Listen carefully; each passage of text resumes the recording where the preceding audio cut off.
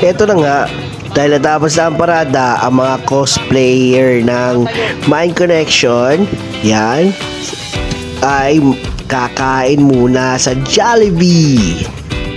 Yan, kasama natin si Ma'am She, si Ate Olive, yan, nasa likod yung dalawa, yan. Papasok na nga kami ngayon sa Jollibee. Wow, grabe, ang daming tao. Anong gagawin natin na ito ngayon? Kaya na nga, Tito Jet, medyo nainit na ang ulo. Yan, nag-iisip na sila kung anong order nila.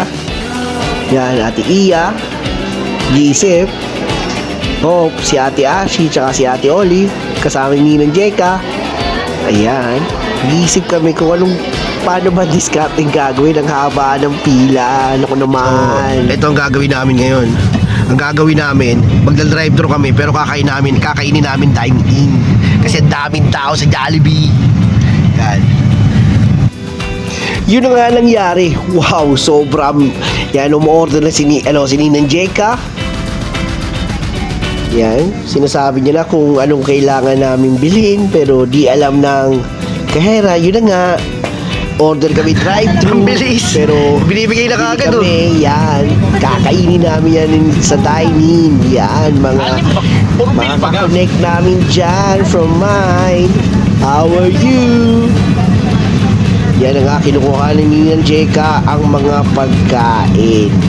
At yan ang nga nangyari. Sobrang bilis. Alam niyo naman. Discarded to the max kami kasi gutom na ang lahat. Ayan. Ayan na nga. Dala-dala na nila Ninang Jeka ni Ate Olive ang aming mga foods. Wow! Naman. Sobra. Yan na nga. So, ayan. Kain na. At ito naman ang mga cosplayer.